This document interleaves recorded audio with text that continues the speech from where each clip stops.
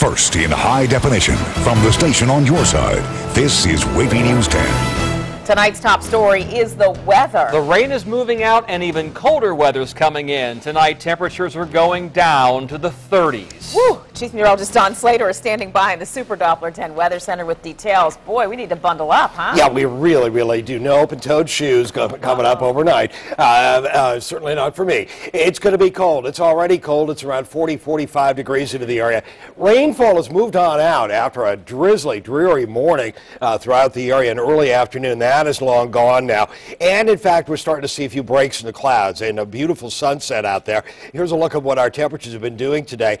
From Norfolk, from 5 o'clock in the morning, temperature went slowly down the hill, holding steady at around 45. In Newport News, even colder in the middle of the afternoon, 39 degrees. Well, here's where we are right now, right around 43 to 45 degrees. By midnight, it'll be around 37 to 41. Now, at the water's edge or anywhere close to the water, there's going to be enough of a breeze overnight.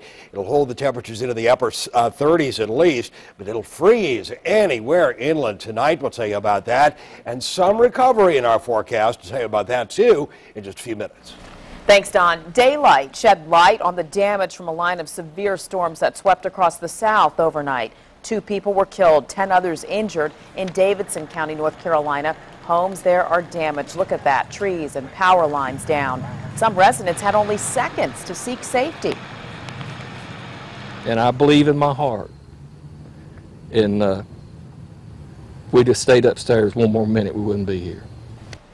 A lot of people in the South got it. This is Georgia, where a man died after strong winds snapped that pine tree that hit his SUV. The storm also damaged the roof and several cars at a high school. Winds also damaged a building filled with emergency responders. The trailer flipped over the car and went up on the hill. Lots of stories like that in the South. Strong winds are blamed for 15 injuries in Mississippi. Did a Norfolk Marina dockmaster stage an oil spill to get the city to remove what he said was an environmental hazard? Dockmaster Bill Pott has complained for weeks to 10 on your side, the Coast Guard and the city of Norfolk. Tonight, Andy Fox reports Pott and another man are charged with dumping waste into a waterway. Andy, what's going on? Yeah, Nicole, it is a bizarre twist to this story. Investigators found a bottle of fryer oil in the sunken boat and also a bottle of oil. Now, I chased down Bill Pont to ask him about what's going on.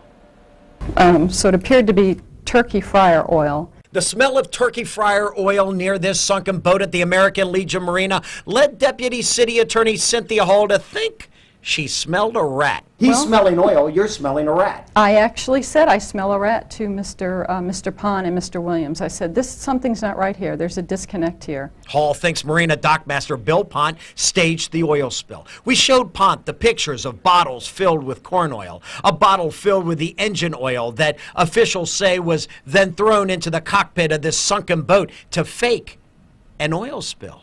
That's what they're claiming. What do you say to that? I say that's untrue. I did not do that. Hall would not show us the video, but says surveillance video from these cameras show Pont and Winston Williams pouring fryer oil into this yellow corn oil container. Then the two later filled the bottles from the yellow container. Oil from the fryer into the yellow container. Why would you have done that? Pouring the oil from the fryer into the yellow container. Yes, they say you have video doing that. I don't even remember doing that, to tell you the truth. Hall says there's video from that camera showing Pont then walking down the dock holding a fuel filter that they later found in the cockpit of the boat. What about the surveillance video? I don't care about the surveillance video. I did not throw any contaminant or pollutant on that vessel. Hall will argue in court that Pont and Williams staged the oil spill to get Norfolk to remove the nuisance boat from the marina so the marina wouldn't have to pay to remove it. To use a staged spill to cause or to force the city to remove the boat is completely outrageous behavior. Now, what the surveillance video doesn't show, and we weren't allowed to see it, is the actual throwing of the bottle with the oil into the cockpit of the boat. I asked Bill Pont whether he threw bottles into the boat. Hear his interesting response tonight at 6. I'm Andy Fox, 10 on your side. Well, a former Poquoson police officer is accused of raping an underage girl. Police arrested Stephen McGee this morning. The girl tells detectives she was raped several times. The Poquoson police chief says McGee was an officer there for 3 years, but is no longer employed at Poquoson. A Norfolk man's behind bars now charged in a 3-year-old murder. Officers arrested 22-year-old Joseph Doxey yesterday afternoon and charged him with that. Detectives say he killed 28-year-old Lisa Lamingio in Norfolk. Workers found her body in Chesapeake under a tarp at a construction site off Holly Cove Drive. Police say Doxey and Lamingio knew each other but have not released a motive. An 8-year-old boy was hit by a car while trying to get on a bus in Matthews County. Police say 69-year-old Robert Emanuelo drove through the bus's activated lights and a stop sign on Route 14. Rescue crews took the child to the hospital where at last check they were in serious condition. Police charged the driver with failure to stop for a school bus.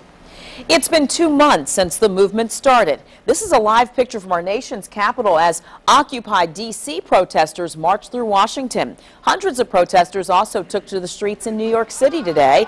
And 10 on your side's Michelle Franzen shows us clashes with police set the tone of the day. Clashes between demonstrators and police in New York City escalated in the park where the Occupy movement began 2 months ago. Protesters toppled barricades and violence erupted as riot police moved in.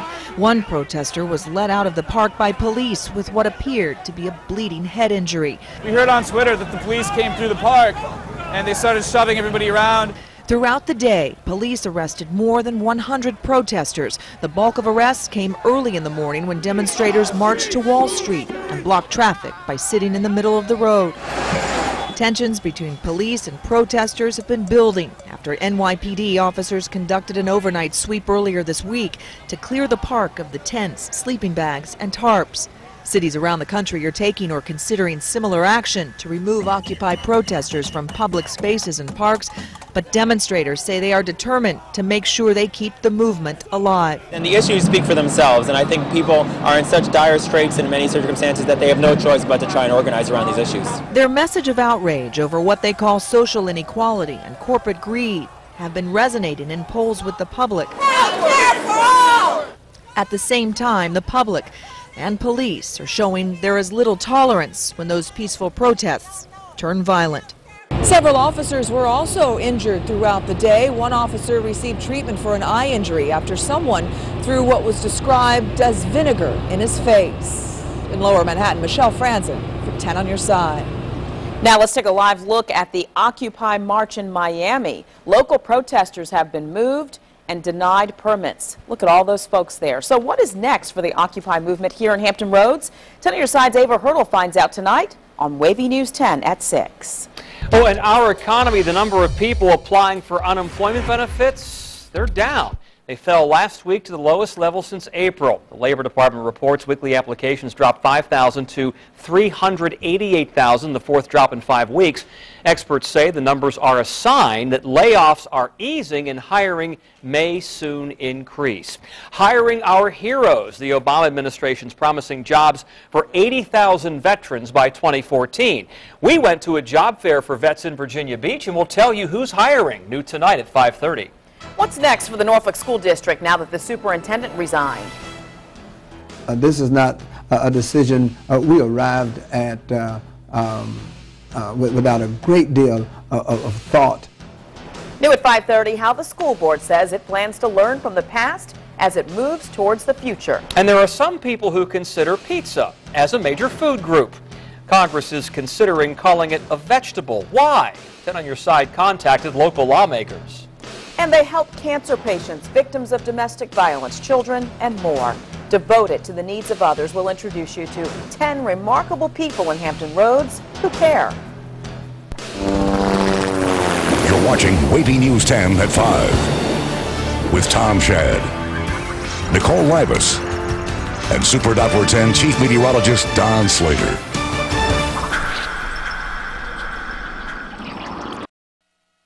It's nearly impossible to quantify assets of the human spirits. But every year, 10 on your side tries to. We, along with partners on your side, Langley Federal Credit Union and Priority Automotive, pick 10 who care. They put neighbors first in everything they do, and they do it under a cloak of modesty. Bill Cox is a lung cancer survivor who volunteers with Lee's Friends, giving 1,000 hours a year to help others win the same battle that he did.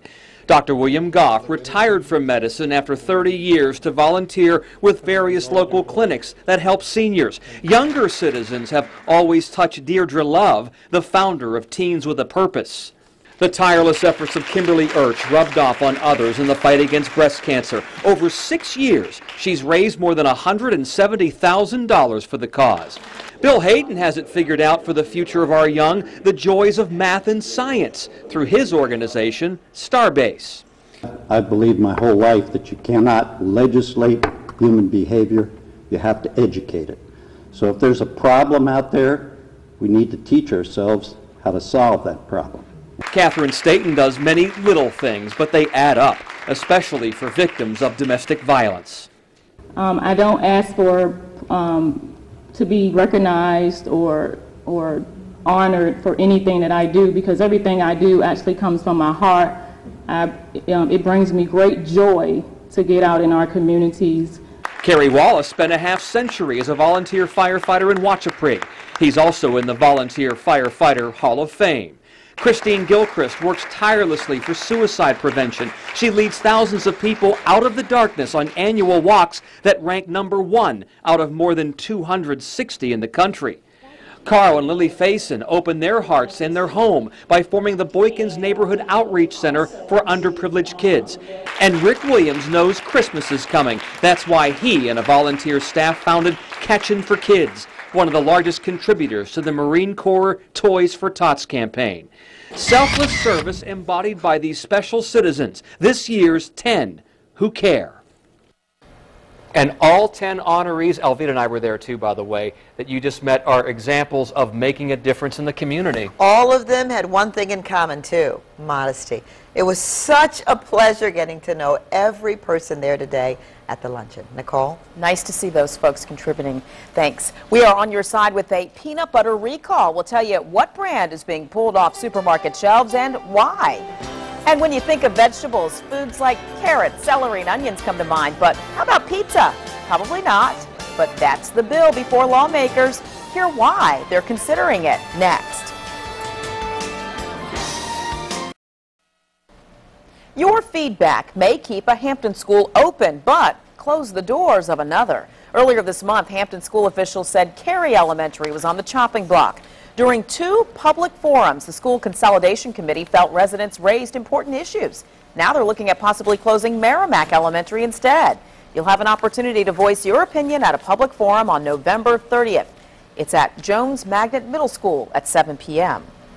No matter how you like your pizza, I bet you'd never call it a vegetable. I know many who would. It looks like Congress is about to do just that. On your side, Stephanie Harris is following this vote. Sounds funny, Stephanie, but many are not laughing about this. No, Tom, not at all. They are the ones who are fighting for healthier school lunches. Now, here is the deal.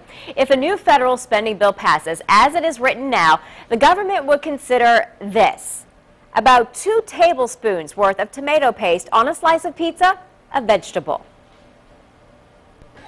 The USDA wants to make school lunches healthier. Earlier this year, they recommended limiting starchy vegetables, aka French fries, as well as sodium and saturated fat. Then came the lobbyists, frozen food companies, the salt industry, and potato growers, who argued the new standards were too strict. Others argued the changes would cost schools too much. This week, Congress unveiled a bill that does not include any money to implement the USDA's Healthier Lunch Plan. Nutritionists claim Congress is keeping healthy vegetables out of kids' reach. A group of retired generals called Mission Readiness is also critical. They call poor nutrition in school lunches a national security issue because obesity is the leading medical disqualifier for military service. 10 on Your Side called our local Congress members and asked how each plans to vote. And I heard back from the offices of 2 representatives, Forbes and Schaad. Spokesmen for both say that they're still going through all the provisions because this actually is just a small part of a very large bill that Congress must approve to avoid a government shutdown. The House is set to vote on this issue tonight, the Senate by week's end. Stephanie Harris, 10 on Your Side. We're on your side with a consumer alert. Smucker's is recalling thousands of jars of peanut butter. The Ohio-based company says 16-ounce jars of its natural peanut butter Chunky could be contaminated with salmonella. You would have purchased the jars covered in the recall in the last week or so. They have a best if used by date of August 3rd or August 4th, 2012. Salmonella is a bacteria that causes fever, cramping, and diarrhea that can require hospitalization. So far, no illnesses have been reported. Fiery sky out there for our sunset, but that usually means it's getting colder for some reason. It was a very cold, wet walk to the gym today. Yeah, I didn't walk anywhere. It was too cold. The dog wouldn't even go outside. You're kidding me. Well, and I didn't want to go out either, but we had to. Mine loves the cold weather. Well, not the rain. Obviously, a really, really nasty day and cold out there right now. It's going to get a lot colder during the overnight hours. The rainfall is gone throughout the area. You can barely see it a little bit way out off the eastern shore of Maryland, and that's about it as far as any rainfall out there. A couple of spritzes of rain to the north of Raleigh-Durham earlier, but those have fallen on apart. So the rain's gone and the cold's here. You can see snow in the blue colors here, a little bit of a mixture of rain, sleet, and snow in some of the purple colors. But for our area, our sky is beginning to clear off pretty nicely. There's the rainfall from earlier on today. And again, lots of breaks in the clouds going on right now. At 9 o'clock, we'll see a northwesterly wind at 5 to 10 miles an hour, and our sky is mostly clear. Might be a couple of stray clouds out there, but not too much more than that. Now, the thing about this is that along the eastern shore and along the Outer Banks and along areas close to the bay, there's going to be about a 10 to 12 mile an hour wind. That's going to be enough to hold the temperature up above freezing for a lot of areas. Earlier, we were thinking that there was going to be a hard freeze in Virginia Beach, for example. However, right now that's been dropped. The freeze warning for Virginia Beach has been dropped because I think there's going to be enough wind.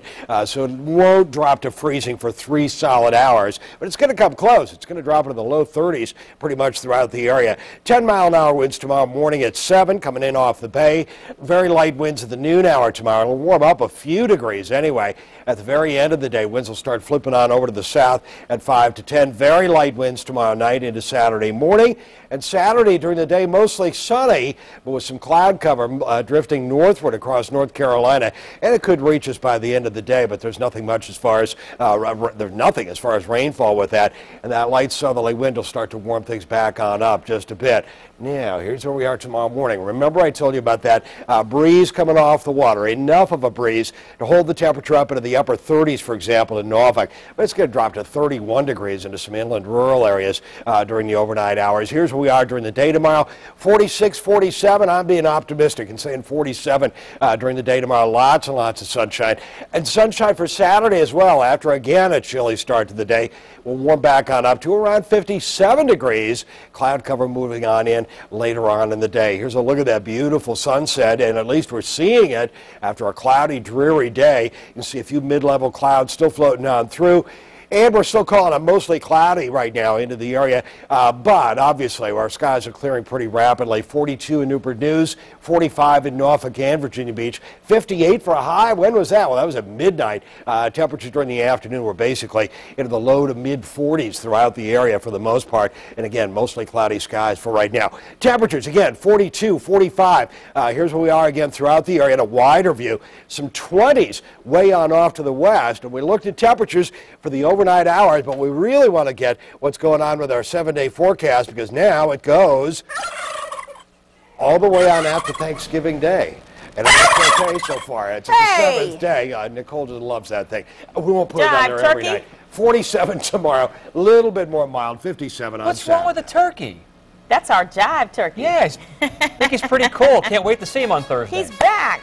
All right, Johnson & Johnson is rinsing some things out of its popular baby shampoo. You're going to hear what the company is removing and why some say it's better for your baby. With Norfolk school superintendent leaving, who will handle the pepper spray investigation? And does the school board think the spray should still be used? That answer tonight at 5:30. Johnson & Johnson is changing its baby shampoo products. The company says it will remove 2 potentially cancerous compounds within 2 years. Consumer and environmental groups say the chemicals irritate your infant's skin and cause other health risks. One of the chemicals is a preservative that releases formaldehyde during the manufacturing process. Even though it's rinsing them out, Johnson & Johnson says both chemicals are safe and legal. Your blood type could determine your risk for stroke. Researchers at Brigham Women's Hospital in Boston studied nearly 3,000 stroke patients. They found people with type AB and type B blood had an increased risk for stroke compared to folks with type O. Experts say that this new research should not set off any alarms, but patients should be aware of their risk and work hard to keep their blood pressure and cholesterol levels under control. Hybrid crash test. The results are good news for some, bad news for others. We're on your side with how the energy savers compare to gas guzzlers in a collision. A picture says 1,000 words, or it could be worth 1,000 words, and the Vatican is trying to stop a clothing company from showing these controversial images. The story at 5:30.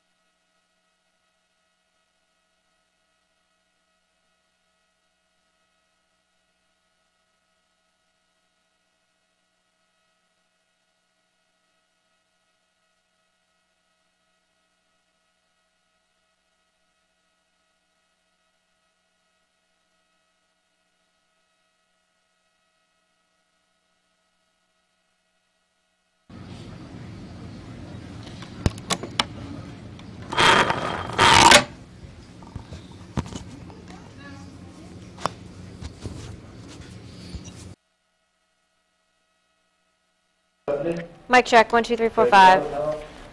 1, 2, 3, 4, 5.